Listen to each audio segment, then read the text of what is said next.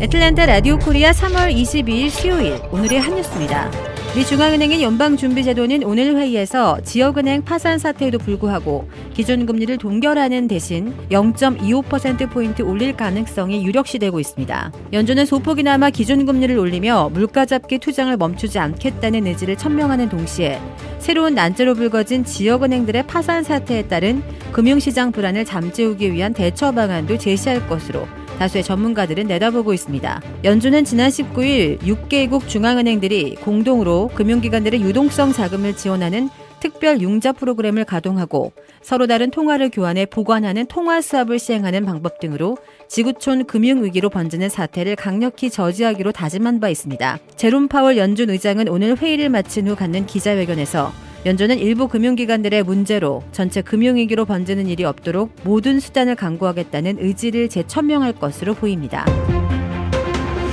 도널드 트럼프 전 대통령이 최근 당국에 체포될 가능성이 있다고 주장하는 가운데 그가 실제 수갑을 차고 연행되는 모습의 가짜 사진이 유포돼 논란이 되고 있습니다. 어제 트위터 등 소셜미디어에는 트럼프가 맨하탄에서 체포됐다는 설명과 함께 관련 사진이 확산했습니다.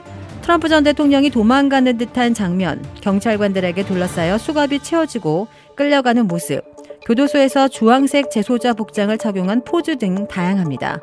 하지만 사진들은 자세히 살펴보면 경찰관 제복이 왜곡돼 있거나 곳곳에 쓰인 글자가 이상합니다. 그 이유는 전부 인공지능 AI로 생성한 가상의 사진이기 때문입니다. 일부 이미지는 디지털 자료 분석 단체 벨링캣의 창립자 엘리엇 히긴스가 만든 것으로 확인됐습니다. 그는 트위터에 이미지 생성 AI 미드저니를 이용해 간단한 프롬프터 입력으로 사진을 만들었다고 썼습니다. 하지만 일부 소셜미디어 사용자들은 이런 맥락 없는 사진을 실제 트럼프 전 대통령이 체포된 줄로 받아들이는 사람도 다수로 알려졌습니다. 이 논란이 커지자 트위터는 관련 사진이 노출될 때 따라붙는 공지문을 통해 트럼프 체포 이미지는 가짜라며 인공지능이 생성했고 사실적 근거가 없다고 밝혔습니다. 트럼프 전 대통령은 2016년 대선 직전 포르노 배우와의 과거 성관계 사실을 숨기기 위해 회사 돈으로 합의금을 지급한 뒤 장부를 조작했다는 의혹으로 뉴욕 맨하탄지검의 수사를 받고 있으며 조만간 기소될 가능성이 있다고 미 언론들은 관측해오고 있습니다. 미국에서 인도 제약사의 인공 눈물을 사용했다가 시력을 잃거나 심지어 사망하는 사례가 잇따르고 있습니다. 미 질병통제예방센터 CDC는 지난 14일 기준 16개 주에서 카파베넴 내성 녹농균 감염 사례 68건을 확인했으며 감염자 중 3명이 숨졌다고 밝혔습니다. 그러면서 감염자 중 8명은 시력을 잃었고 4명은 안구를 적출해야 한다고 덧붙였습니다. 감염자들은 모두 인도 제약사 글로벌 파마 헬스케어의 에즈리케어 등 인공 눈물이나 점안액 3종을 사용한 것으로 파악됐습니다.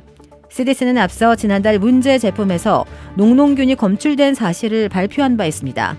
녹농균은 오염된 물 등을 통해 감염되는데 통상 항생제를 투여해 치료하지만 이번 사례와 같이 항생제의 내성을 가진 녹농균은 치료가 매우 어렵습니다. 한국에서 더불어민주당 이재명 대표가 한국 시각 22일 위례 대장동 특혜 개발 및 성남 FC 후원금 의혹 등으로 재판에 넘겨진 이후에도 당 대표직을 유지할 수 있게 됐습니다. 민주당은 이날 오후 박홍근 원내대표 주재로 당무위원회를 열어 이 대표 기소를 부당한 정치 탄압이라고 판단하고 최고위원회의 유권 해석을 인정했다고 김유겸 대변인이 브리핑을 통해 밝혔습니다. 이 대표에 앞서 불법 정치자금 혐의로 지난달 23일 기소된 기동민, 이수진 의원에 대해서도 당무위는 같은 결정을 내렸습니다. 김 대변인은 검찰의 정치적 탄압임이 너무나 명백하고 탄압 의도에 대해 당이 단합하는 모습을 신속히 보여주는 것이 필요하다는 데 의견을 모았다고 설명했습니다. 이어 기 의원과 이 의원의 경우 검찰의 기소 내용과 달리 그들의 항변이 설득력 있게 제기됐다며 혐의가 있느냐 없느냐의 문제보다 정치 탄압의 의도가 있느냐 없느냐가 훨씬 더 중요하다는 측면을 고려해 결정이 이루어졌다고 덧붙였습니다. 민주당 당원 제80조는 당직자가 뇌물이나 불법 정치자금 등 부정부패 관련 혐의로 기소되면 사무총장이 그 직무를 정지시킬 수 있다고 규정합니다. 다만 정치탄압 등 부당한 이유가 있다고 인정되는 경우에는 당무위 의결을 거쳐 달리 정할 수 있다고 예외를 두었습니다. 한국에서 신도를 성폭행한 혐의로 기소된 기독교 복음선교회 JMS 총재 정명석 씨가 구속기간 하루 한 번 이상 외부인과 접촉한 것으로 나타났습니다. 법무부가 박범계 더불어민주당 의원실에 제출한 접견 기록을 보면 정 씨는 성폭행 등의 혐의로 구속된 지난해 10월부터 이달 3일까지 151일 동안 외부인을 265차례나 접견했습니다. 이는 하루에 1.8번 꼴인데 이 가운데 262차례는 변호인 접견이었습니다. 박범계 의원은 정 씨가 변호인 접견을 개인 여가처럼 악용하는 건 아닌지 의심된다며 일반 수감자와 상당히 괴리가 있는 만큼 교정본부와 대한변호사협회의 조사가 필요하다고 지적했습니다. 주택 구매뿐만 아니라 커머셜, 웨어하우스, 비즈니스 건물까지 부동산계의 큰손 이주환 부동산. 크레딧 카드 빚 최대 80%까지 탕감. 크레딧은 지켜드리고 빚은 줄여드리는 O3 컨설팅이 오늘의 한 뉴스를 후원합니다. 이상 애틀란타 라디오 코리아 3월 22일 수요일 오늘의 한 뉴스의 고지선이었습니다.